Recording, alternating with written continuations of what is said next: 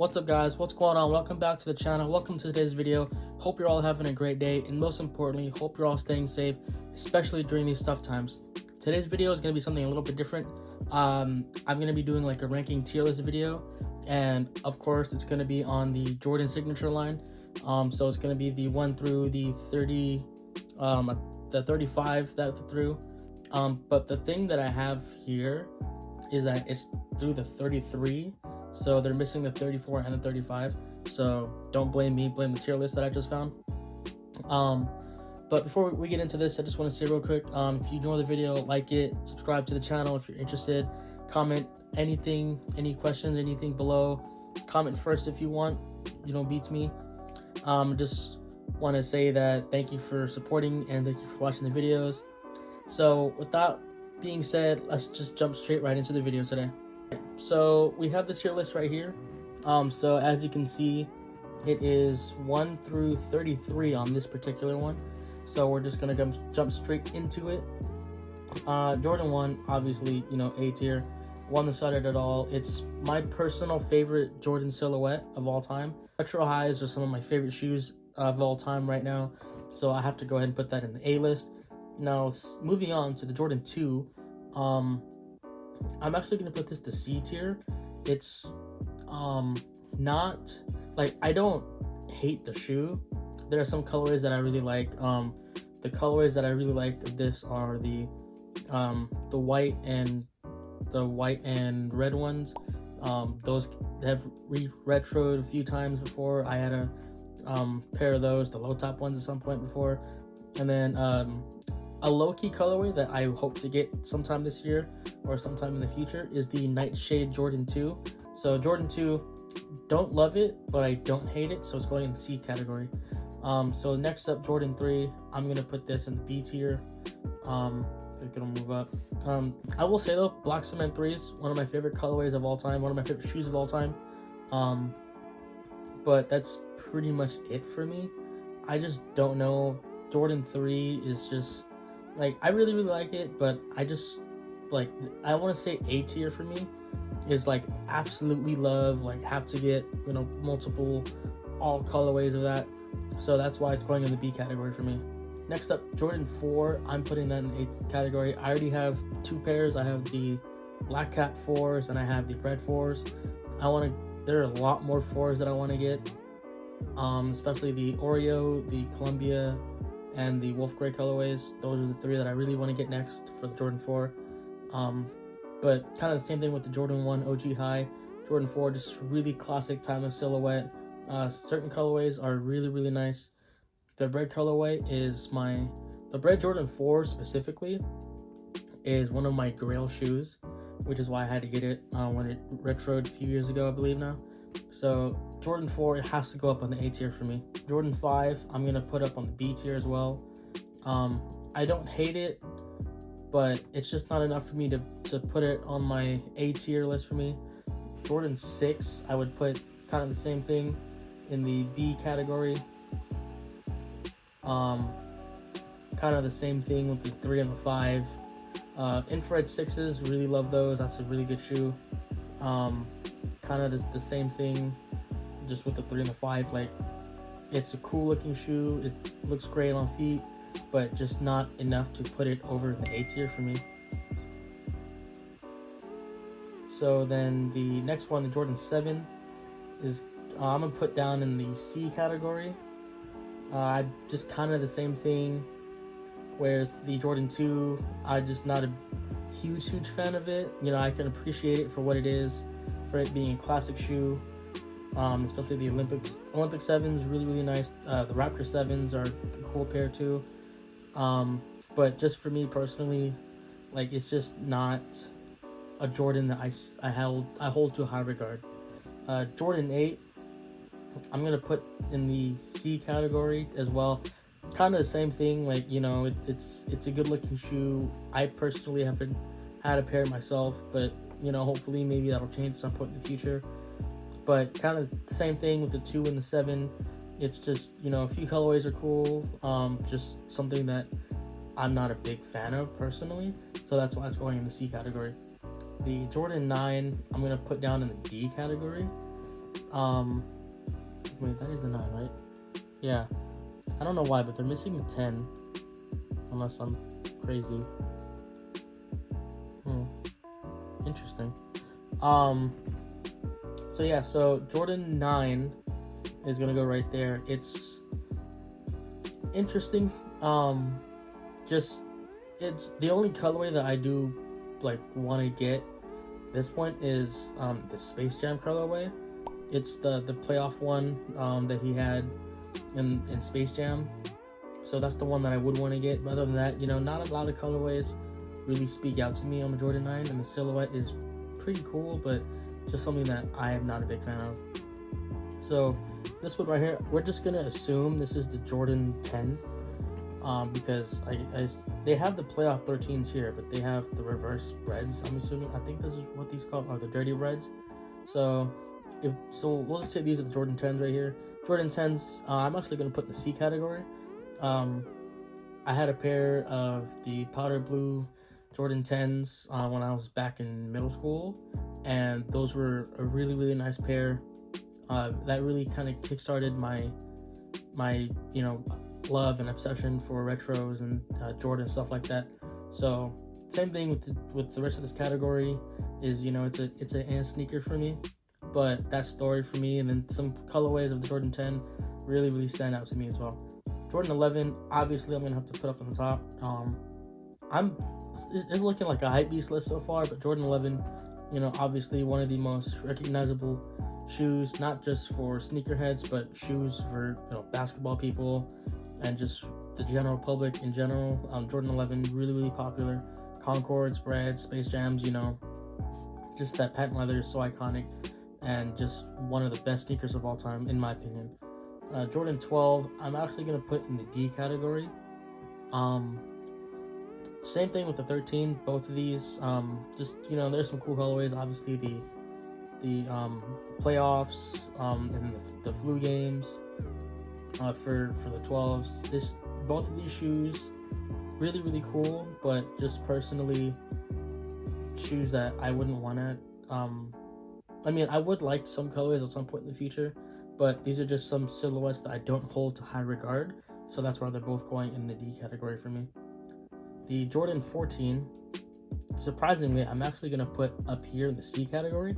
The 14, I think, is a really cool shoe. The Ferrari 14 is probably my favorite colorway of the 14. The all red suede upper, just really, really nice. And kind of the same thing with the rest of these. Really cool, really nice shoe. Some of the colorways are really, really nice, like the Ferrari ones. The last shots are really cool too. So that's why it's gonna go in the C category for me. Now the Jordan 15, I'm gonna put here the E category. I'm gonna be honest, I'm not one of those like OG sneakerheads who grew up during the era where past 13 or 14.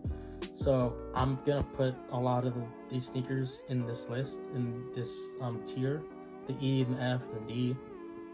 15, I think it's a little weird personally with the what they have on the top of the shoe right here. I just think it's a little weird. I've seen it on feet and I don't know how people pull it off, but sometimes it works, but other times I just see it and I'm not a big fan of it. Jordan 16, I'm actually gonna put up here in the D category. The Jordan 16 with and without the shroud, I think is a really nice shoe.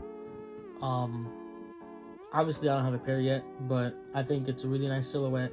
The shroud, I think, really adds a little flair to it, if that makes sense.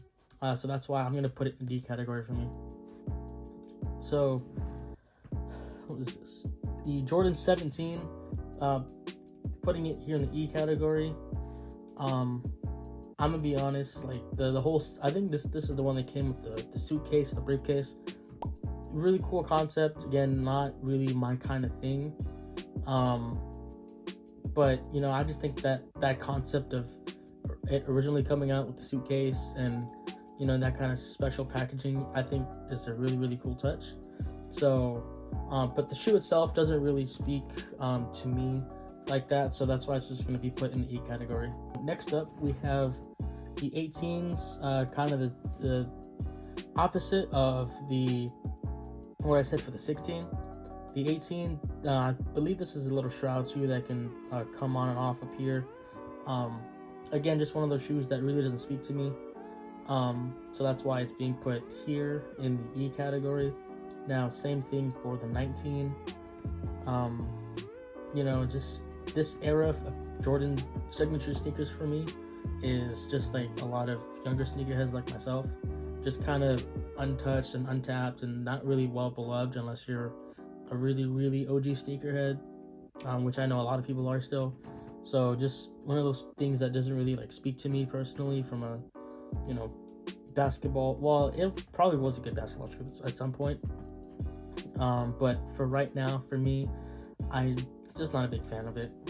Jordan 20, I don't want to put this in the F category just because I think it is really, I don't want to say innovative, but the strap on, well, both straps, just I think make it look like a really funny looking shoe.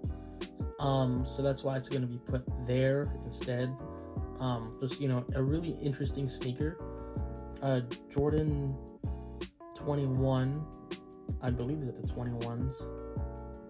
So I'm actually putting it, I don't want to put it in F, I actually want to put it in the D category because my favorite movie of all time, Fast and Furious Tokyo Drift, Bow Wow pulls up a pair of Jordan, all these ones right here up on the backpack, and then that's how their friendship started. Talking about the sparkle steering wheel. So just on that basis alone, I'm putting Jordan 22 right here in the D, or 21, sorry, Jordan 21 here on the D category. 22, I'm actually going to put in the D category as well. This is a shoe that when I first started getting into sneakers, this was one of those like kind of low-key sleeper shoes for me. Something that I really wouldn't wear, but I just think the design is really interesting. So that's why for me it's being put in the D category. Now, I don't know what these are, but they're going right there. Jordan 23, I actually do kind of like. If I could put it in like the half category, then I would. So just know that it'd be here between D and E. But I'm putting in the E category again, kind of the same thing with the rest of these shoes. Like, actually, I'm putting D category. Like, it's an interesting shoe. Maybe like some colorways I would cop for personal. Like especially, I think this is the Chicago pair. This released about like a few years ago, I want to say. A really interesting sneaker. I don't know how it would look on feet, but the 23, I think, and it being the 23rd signature shoe, it has to be a little higher. So that's why I'm putting it in the D category. So 2009, I'm putting it in the E category. Again, like, I'll be honest, I'm putting these ones in the F category because of I'm gonna be honest, the window thing on the side panel, not a good idea. But jumping back to the 2009, again, I think it's a really interesting shoe, but just something that I probably wouldn't wear. So that's the 2009. The 2010, obviously the side window, really questionable. The 2011, putting it right here as well, just something that doesn't really speak to me. In 28, actually, I think is a really interesting shoe. I'm actually gonna put it in the C category for me because I think that this is a really interesting shoe, especially with the zipper shroud. Growing up, and when I started getting the sneakers, this was around the time where the 28 was being introduced, and I think that with the whole zipper thing, it makes it really interesting. Jordan 29, I'm actually gonna put up here in the C category as well. Again, kind of the same thing. That entire prime knit upper really, or not prime knit, the fly knit upper. Sorry, the fly knit upper really innovative there, and then you could do a lot of designs with it. I believe All-Star Weekend they had the Russell Westbrook was wearing a pair, I believe, in the game. where it's the photo shoot with the ones, and then they had that the photo shoot with Jordan back in the day on the entire shoe, on the entire upper. I think that's really cool. There was a lot of cool ideas that they did with the 29, so that's why I'm putting it there in the C category. Jordan 30, kind of the same thing. Putting in the D category only because, you know, there were some really cool colorways of that. Really good basketball shoe as well. But my favorite colorway of the Jordan 30 is gonna be the Cosmic, the All-Star one, the Air Jordan 30. I really love that colorway. 31 is gonna be put here in the D category as well. I think, you know, them putting the cues from the Jordan 1 in there, especially with the whole press release on the band one, I think was a really cool touch. And then the 32, putting it here in the E category is just because, you know, not really a memorable shoe for me, but, you know, I don't want to put it, I don't hate it, so that's why I'm not putting it down the F category. And then the new one, the 33, kind of the same thing there in the E category. You know, really interesting shoe, but just something that I wouldn't wear right now. And then the 34 and 35, I'll probably put down in the E category as well, just because those are more performance oriented, and you know, they're not really breaking they're not really setting the world on fire right now in terms of performance. So I'll probably put both in the D category just because they're both new sneakers. It's just they're not on the list, and I'll put the 34 and the 35 in the D category. So there's my list right there. You can see it right here. I put 34 and 35 right here on the side in the D category. So that's gonna do it for today's video. Hope you guys really enjoyed it. If you guys want me to do more of these tier lists, I will be happy to do so. There's a lot more that I want to do. So with that being said, again, please like, comment, subscribe to the video, and I'll catch you guys next time. Peace.